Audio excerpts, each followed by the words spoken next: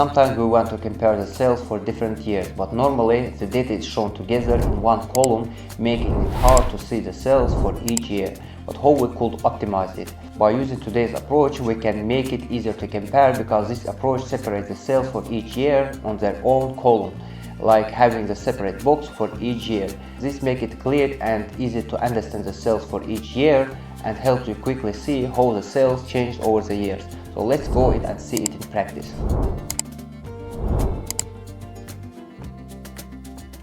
This is our table and it has lots of columns here, and this is the result that we are going to get here. But I am going to use two columns here, and you might have two columns to use. The first one will be the years and the second one will be the quantity sold or the amount. It does not matter. Here I have a quantity sold column and I want to do what? Sum up all the rows for each specific year. For example, for 2010 it will sum up these rows. For example, for 2015 it will again sum up the corresponding rows, and for 2022 it will again do what? Sum up all these rows. You might have lots of rows here, and it will be very difficult for you to see the trend or the tendency for each year. That's why we will do what? Just create first, sum up these rows for each year and create additional columns for each specific year here. Like this one for 2010, it will create another column and sum up these values for this year here. For 2015 it will again do the same process. It will create a column and sum up all these values, and for 22 it will do what? Again create a column and sum up what? All these values here. So let's go into our database and solve it in practice. Inside of my database, and the first thing that I am going to do is to create the table here. So the table is located here inside of my URL or GitHub link. You can go, this link will be in the description below. You can go, just copy this dataset and go to your database.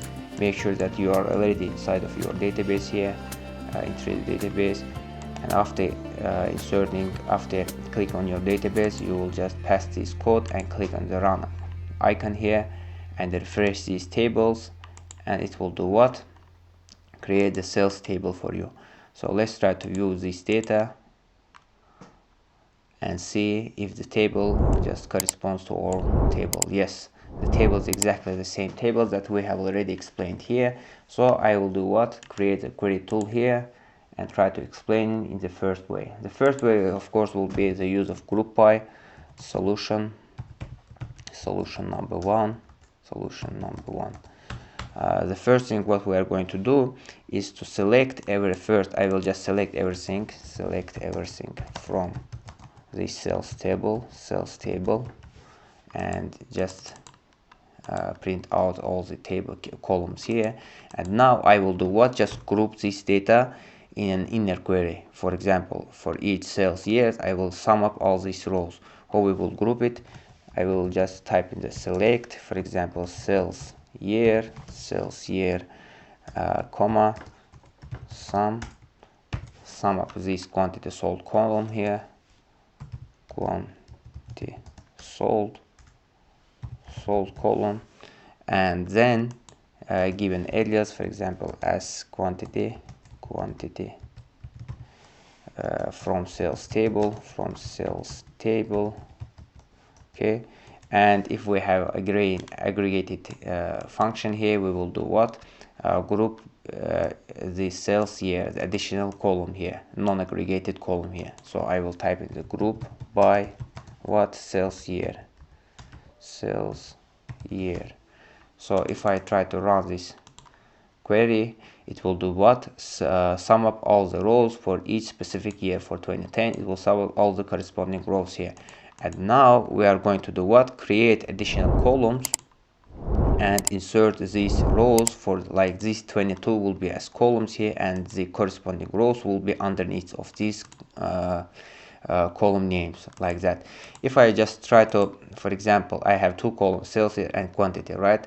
If I just add in something here, like this one, add in something here and click on and give even the alias, for example, alias here, as for example alias, and run this query, you will see that this alias will be what?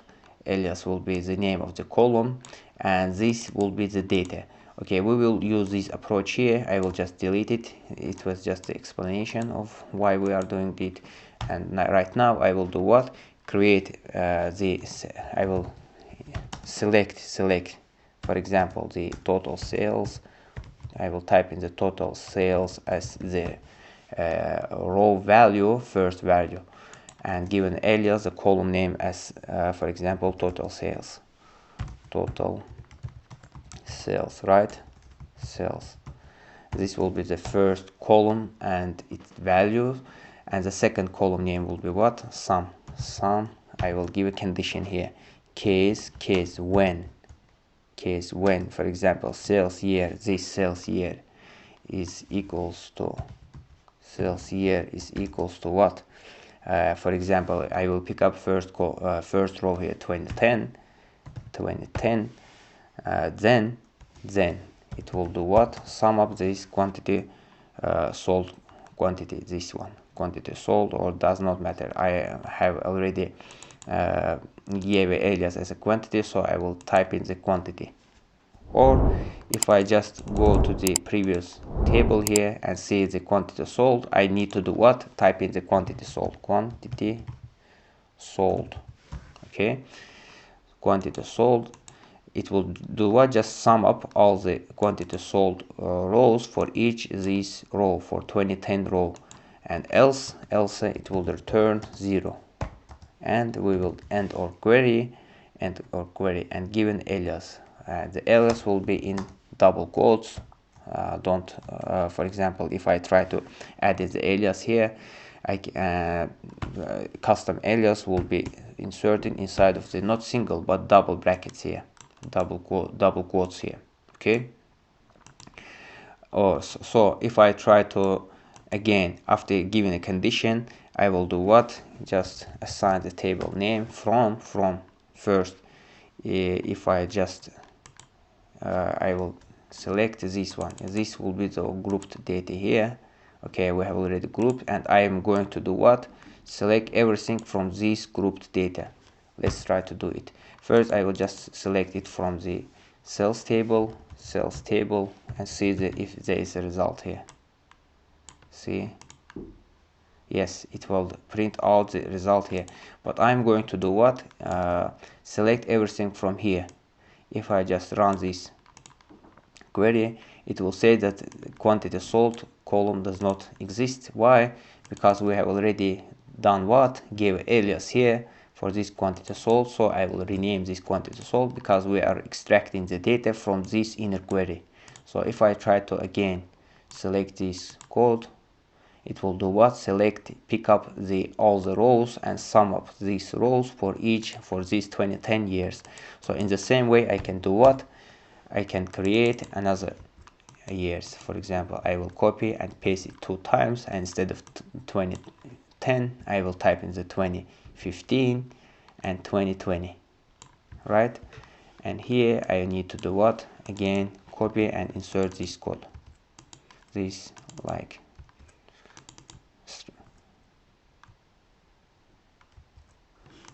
Okay, and now this comma will be deleted. If I just try to select it here, I will try just select it. It will do what? Create additional columns for each specific year and sum up all these values. You could see for 2020 we don't have anything. If I just run this button, you could say instead of 2020 we have what? 2022. That's why we have misspelled it.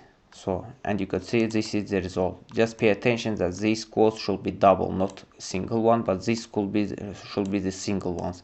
If this will be put as a double ones, it will not, the code will not work again. It will give an error. So this was the solution number 1, and the solution number 2 will be what? Let's give this solution is much more easier and commonly used.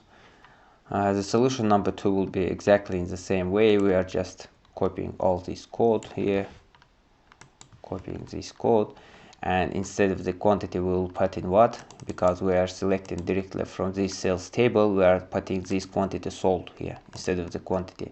So I will rename this column quantity to the quantity sold, okay. And from I will do what? Sales table. We are querying this sales table, okay. Sales table, and give a condition here where this sales year inside in 3 years. The first one will be 2010, the second one will be 2015, and the third one will be 2022. If I try to do what, just run this query, it will again select and print out the same output here. Okay, I think that this lesson was really important for you and useful for you, and in the future we will face these kind of problems. And just try to use all these two ways, and it will really ease your work in the future.